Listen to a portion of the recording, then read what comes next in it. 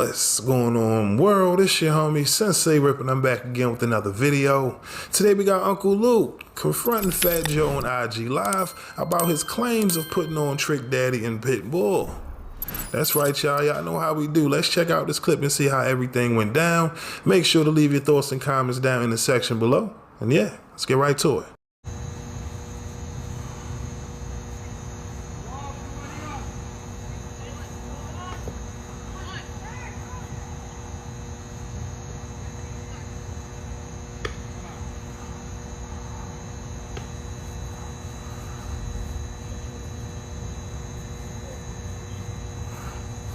Yo,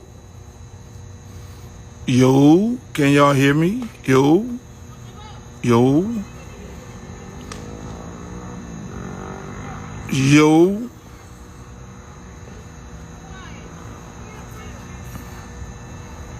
What up, world? You ready for 2023? Yo. Shaq, I see you. All right, we're gonna get it popping. 23. Let me let some more people get up in here so we can have a little conversation. We can have a little conversation about something. What's up, H-Time?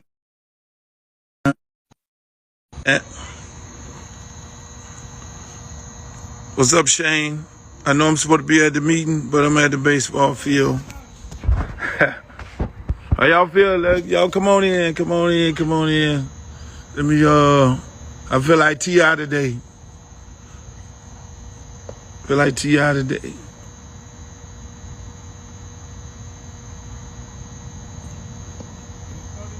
That's what's up. Yeah. We'll let me see, who's on here? Requests. All right, I'm gonna just let a little more people get on here. Yeah, if Joe wanna get on, that'd be great. I'd love to have Joe on. Somebody just said he wanna come on. I would love to have my brother on here. I'm not no Instagram specialist. So, I guess you go into the requests and then I linked them in. I know Trickdaddy said he want to get on, have a conversation too. I'll give y'all about 2 more minutes, then I'm going to just file, because I ain't going to try to be on here all night with all this. I love all y'all. Oh, tap me in. How do I follow Joe? How do I do this? Go live with Joe.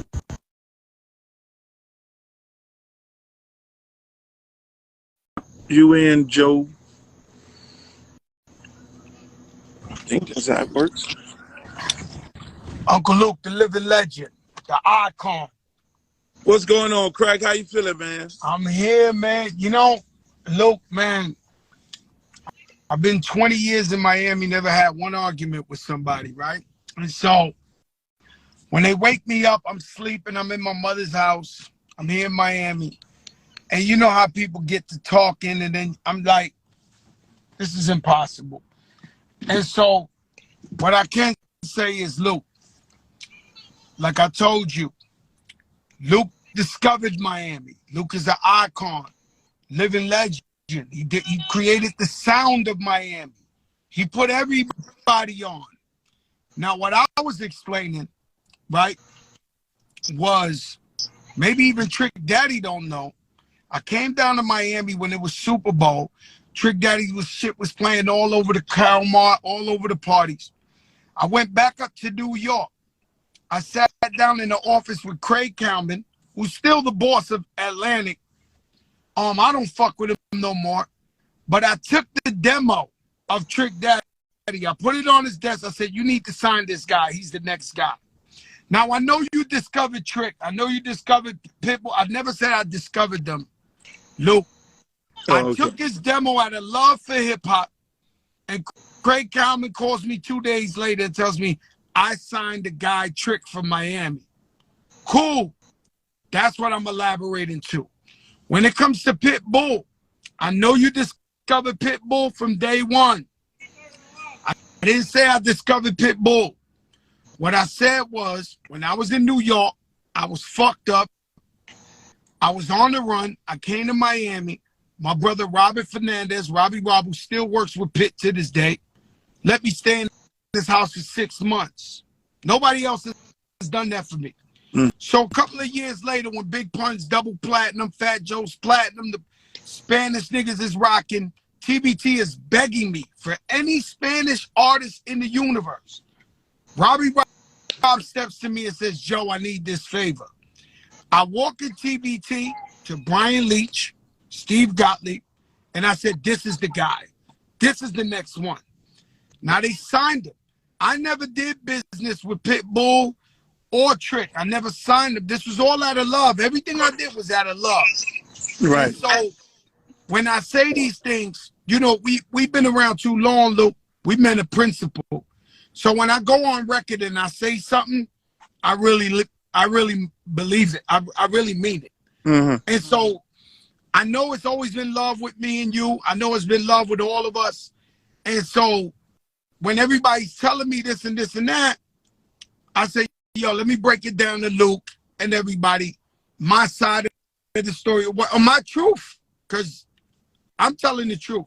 Now, I know when it comes to Miami, you discovered Pitbull, you discovered Trickdaddy, you put Khaled on your radio show, the first main radio show. I don't deny nothing. You was king of Miami when you first came out. You understand? Right. I'm not saying that. Miami's my home for 20 years. I've received nothing but love, and I got nothing but respect for everybody in Miami. But I believe this time 2 people are right. I believe 2 people are right.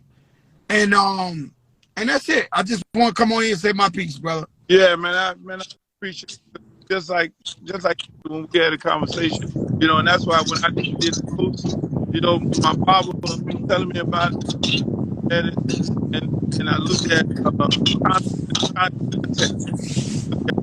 the whole thing, but at the same time, shit, what happened? You know, when I put the post out, I said, hey man, I love this dude. You know, I fuck with it. You know what I mean? Shit, man, you go way, we go too far back. You know, and that, you know, we've been back where I done been in New York in situations where I done came to your spot and you had to put down on some, you know what I mean? You know what I'm saying? We got history, we got too much love, and that's why I would kind of take him back. But then, just like you said, when I was like Pitt, when I got Pitt, you know, it was because there was Big Pun and Fat Joe, these Puerto Rican artists, you know, doing big numbers and shit. Like, look, man, I'm gonna have a you know, because I'm here, you know, and so we did records and all that, and we put him on, signed him up and all that. Like I say, after I got burnt out on the music business, and then he said, man, I want to go do some things, and I don't know what happened after that. I know he went with and Teach and all my guys, but again, just like we don't know what happened after. Same thing with Trick. You know, I was in bankruptcy, so if I did record with him while in bankruptcy, trying to get all my trying to get clear of all the samples and everything. So I went to record with him, and I was able to do it. And I was on Island Records at the time. And I said, hey, Trick, we're gonna do this, and then when I get, then we're gonna. But it took too long. He ended up signing up, from my understanding, with Slip and Slide. So they then ended up on Atlantis. But I say all that to say, you never know what happened and how things are after people. You know what I'm saying? Deals get cut all the time. And there's always people who look out and people who put down and people who introduce. So yes, you're right. Both of us are right in this situation, because at the end of the day, you know, once they left me, what happened, who did what, how did it happen, but everybody became successful. And then nobody becomes successful without people you know, co-signing and co-signing things. So, you know, I'm glad we're able to get on here, conversation. Yo, Luke, man, we got nothing but love and respect for you. You're a fucking icon, living legend. You went up against the Supreme Court. You just, come on, man, Luke. You know, man, since the day I met you, I done gave you the salute. Every time I see you, I salute. Yeah. Every time I see you, this, for me to front on Luke is to be fronting on myself, fronting on hip hop. I'm not crazy. I know what it is. I was just speaking a little bit of my truth. And of course you put on the whole Miami. Of course you discovered everybody. Yeah, I'm mad at the interview guy, because the interview guy, he was so overwhelmed by the conversation you were having, which was a deep conversation, because I learned some stuff that I didn't know. You know, I didn't know about the funeral and all that. And I'm going to be honest with you, I stopped looking at it at that point because I didn't want to hear, I didn't want, that was deep for me. You know what I'm saying? That was real deep for me. And I'm like, man, these people love each other and families and all that. And so that's when I was like, man, you know, that was deep. So like, just like you say, man, I ain't got nothing but love for you, man. We love each other. You've been down. That's right. You know, shit, man. You show love to the kids. Y'all do the things in the park. I mean, you really, out of most people, you really are loved here, and you embrace the place. You know, the culture and all aspects of it. And so, man, shit, we straight. You know, we ain't never gonna have no problem. It's all love, boss. All right, Luke. God bless you, man. Thank you for the love. Okay, man. Peace. You have a good night. Okay. Peace, brother. All right. See, that's how it should work, people. You know what I'm saying? You never know. That's how it works. That's how it should work. That's how, you know, before people go to getting guns and all that, because of misunderstandings and going to parties and acting crazy and shit, two grown-ass men. And this is a teachable moment for hip-hop. And for us as a people, our culture.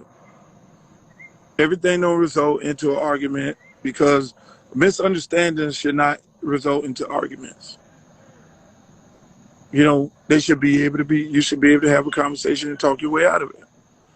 You know, like I say, when I discovered Trickdaddy, Trick was in jail, he got out of jail, Pops said, man, look out for my son. Trickdaddy ended up living with me, and he ended up in a battle. Trick did a battle. He outdid Red. Him and Red was the final ones in the Pac Jam Team Disco. And Trick won the battle, and I said, whoever win this battle, I'm gonna do a song with him. And I told Trick, man, even though you living with me, because he was living with me, we were actually living together. I said, boss, even though you living with me, you know, you still ain't gonna be grandfathered in. He won the battle, and we ended up doing records. And that's how that started. I got jammed up in the, you know, all these bankruptcies, all these samples I did, and I didn't want to sign him, because if I'd have signed him, he'd have been property of the state. Then Trick would have ended up on some joke record label, you know, like some of the other artists. So I preserved him. He ended up sliding up with Slip and Slide record. Great career. Love him to death. Same thing with Pitt. It's like I said, I wanted a Cuban artist because I was from Miami. So I went and found Pitt. I told Julian Booth, he was my A&R guy. Julian, Big Teach, Jeff Sanchez, we need to find a Cuban artist. I don't give a fuck what y'all do. Don't even come to the fucking office. Go find me a goddamn Cuban artist, because I will not be complete in Miami unless I have a Cuban artist. Them dudes got Big Pun and Fat Joe out of New York. We gotta compete. And they went and found him. Did a record. The first record we did was with Lil Zane. Lil Zane. Lil Zane, Hot as Fish Grease. Took the record to all these radio stations. I took the record to Power 96. They turned it down. First time Pitbull record got played on was 99 Jams. That's facts. Because I was amazed that I just knew Power 96 was going to support the record. but that didn't happen. But later on, Power 96, DJ Laz, everybody, because the PD and the MDs, they was all scared that DJ Laz, you know, because he was the guy doing music here, they thought Laz was going to feel some kind of way if they put on another Cuban artist from Miami. That's facts. And DJ Laz was the main one, embraced Pitbull. And same thing, man, our culture, you know, one thing I'm going to defend history anytime. If I see anything that may be misconstrued or misunderstood, I'm going to defend the history of us because, you know, some people try to rewrite our history. You know, in this case, Fat Joe ain't trying to rewrite our history. He went and, you know, worked with these guys after the fact, and that's how it works. That's how the music business works. You know, and then you respect that. Because once they leave you, then now they got to kind of get a deal and start a whole nother thing. So however that went, that went. You know, however that went, you know, however that went on, I guess it went on. You know, I don't know. I don't keep up with whatever happened after us. But that's why it's real important, you know. I know people keep hitting me talking about, hey, man, you need to do the movie and you need to do the docuseries and all that. Yeah, all that stuff is in the work, which should clear up a whole lot of things so people can have a clear understanding as to where we came from here in Miami. We came from the Betty Wrights and the TKs and all this shit, man. The Disco Ricks, you name it, Rick Ross's, man. I got Rick Ross' first CD when he was standing outside of the flea market. I got it in my house. I got his first CD. And so when I see these guys and I see people attacking these dudes, man, you know, same thing with DJ Khaled, man. DJ Khaled was on Mix 96. Khaled was on Mix 96. I heard Khaled on Mix 96, bruh. And I said, look, man, I like what I'm hearing. And I went over there to the Rickenbacker Causeway, the club over there, where Butter Fuco and all them, and Butter had Mix 96 and all these guys over there, George Dukes and shit, and Khaled was spinning there, and I liked that dude. And I told Cedric Hollywood, because he moved down from Orlando, hey, look, man, you got to do a mix show on 99 Jams. They never had a mix show. And he said, well, you do it. So I got Soul Syndicate, Papa Key, DJ Irie,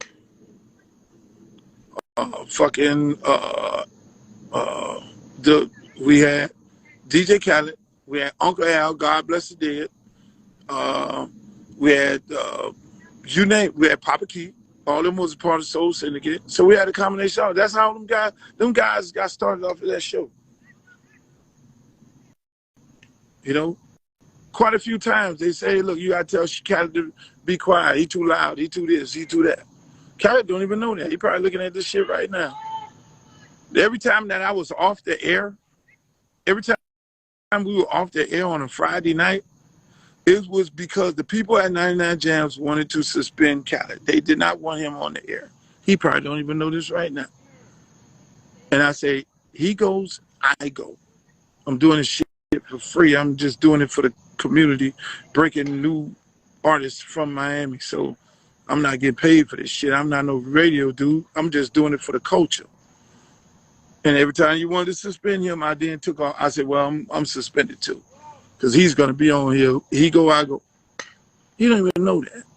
Probably just learned this shit right now. There was so much hate for him. But eventually they end up embracing him on the radio. So it's a lot of things, man. But our history here in Miami, man, our history, you know, is a deeply rooted history. You know, yes, we have a lot of folks move down. A lot of people come down. You know, we show love to everybody. We love everybody. We're a welcoming city. You know, we're a welcoming city, and most people who come here, they embrace the culture and they respect the culture. You know, and I love that. So I just wanted to get on here. You know, I asked Trick to come on. I don't know where you at. You know, that dude there is always late. But I'm the main person that I'm happy that came on is Fat Joe, so we could clear the air up. You know, I love Joe. Love Pun family, love all them, you know what I'm saying? Love Trick, Khaled, Trina. You know, I'm always be the protector of Miami you know, because we really don't get as much respect as we should. You know, Ross is doing his shit. I love the City Girls. You know, I love what DJ Nasty is doing. I love Blue. I love all these people. I love every artist down here because I understand the struggle, man. I understand that shit. You know, I love Greasy. I love, you know, you name it. You know, I love all these dudes, and I want all these dudes to win. And so, again, I feel like I'm responsible. So when we, you know, when there's confusion with our history, I'm always going to speak on it. If there's confusion with our history, I'm always going to speak on it. You know, yes. You know, you know, no, we don't have a trap museum. So you don't know our history. Maybe that's my calling right now, to go and fucking do a museum so people can understand our rich history. You know, we got DJs that, you know, paved the way and we did it different.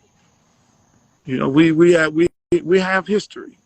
You know, people always say, you know, and it just don't start with me. It's the DJ Epps of the world. These guys paved the way. You know, Uncle Al, Freestyle Steve, Sugar Hill, Ghetto Style, you know, Tiny Head, SMDJ, all them dudes we got history in this motherfucker. Betty Wrights and Trina's on 15th Avenue and all that. Just do your history, people. No matter where you at, you know, no different than Memphis, they got history. And respect the history of other areas and other places. I go to LA, first person I call is Snoop. Even though I had an issue, we had pressure with Snoop and them. We had pressure with Suge Knight and all of them, but we were able to do what we just did tonight, was get on the thing and have a conversation. Man, I went to fucking me and Trickdaddy, first time he ever left Miami on a plane. It was me, Trickdaddy, and Shane, Musaddiq.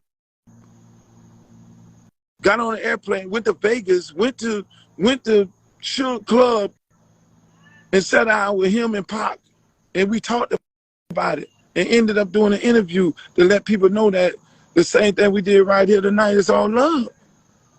That's the type of dude I own, you know. So the same thing, no different. Big and Pac going through shit. You know, I'm get on the plane, go get big. Let's talk about this shit. You know, so that's the type of person I am. I'm a voice of reason. You know, I don't be getting on, like I say, I don't get all up in the videos. I don't do all the wild shit. I don't be at the parties. You see me, I'm low key. I'm out there right now with my son watching baseball. This is what I love. But our history is what it is. And one day it's going to be televised. And people will get to know Miami for more than what they think it is, which is these palm trees in South Beach. It ain't us. And one thing I can say about Joe, he understands both sides. And so, again, I don't see my son on here, so I'm gonna end this live, and hopefully you guys have a great weekend.